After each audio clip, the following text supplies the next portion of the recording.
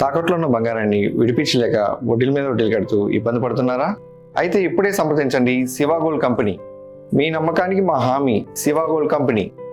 Ukraine రాజధాని కీవ్లో Russia మరోసారి మారణహోమం సృష్టించింది. క్షిపణులు, డ్రోన్లతో భీకర దాడులకు పాల్పడింది. ఈ దాడుల్లో 13 మంది ప్రాణాలు కోల్పోగా 86 మందికి పైగా తీవ్రంగా గాయపడ్డారు.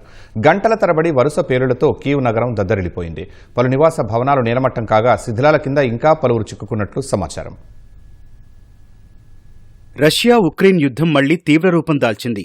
ఉక్రెయిన్ రాజధాని కీవ్ లక్ష్యంగా రష్యన్ బలగాలు భీకర దాడులకు పాల్పడ్డాయి. బాలిస్టిక్, క్రూయిజ్ క్షిపణులతో పాటు డ్రోన్లతో ఏకకాలంలో విరుచుకుపడ్డాయి. కీవ్ నగర వ్యాప్తంగా దాదాపు 30 ప్రాంతాల్లో దాడుల ప్రభావం కనిపించింది. 20 నివాస భవనాలు తీవ్రంగా దెబ్బతిన్నాయి. శిథిలాల కింద ఇంకా పలువురు చిక్కుకొని ఉండటంతో మృతుల సంఖ్య మరింత పెరిగే అవకాశముందని అధికారులు భావిస్తున్నారు.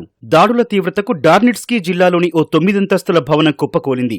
డెస్నియాన్స్కీ, హోలోసివ్స్కీ, స్వియతోషిన్స్కీ జిల్లాల్లోని బహుళ అంతస్తుల భవనాలు, ప్రైవేటు నివాసాలపై మంటలు చెలరేగాయి. అధికారుల హెచ్చరికలతో అప్రమత్తమైన వేలాది మంది కీవ్ ప్రజలు ప్రాణభయంతో బంకర్లు, భూగర్భ మెట్రో స్టేషన్లలోకి పరుగులు తీశారు. రష్యా దాడులు ఇంకా కొనసాగుతున్నందున ప్రజలు షెల్టర్లకే పరిమితం కావాలని కీవ్ మేయర్ విటాలీ క్లిట్స్కో విజ్ఞప్తి చేశారు.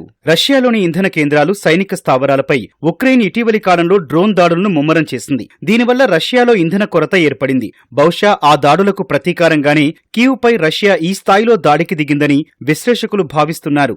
అయితే ఈ దాడులను భయానక రాత్రిగా ఉక్రెయిన్ విదేశాంగ మంత్రి ఆండ్రీ సిబిహా అభివర్ణించారు. ఐరాస నిబంధనల ప్రకారం ఆత్మరక్షణ కోసమే ఉక్రెయిన్ దాడులు చేస్తోందని ఆయన స్పష్టం చేశారు.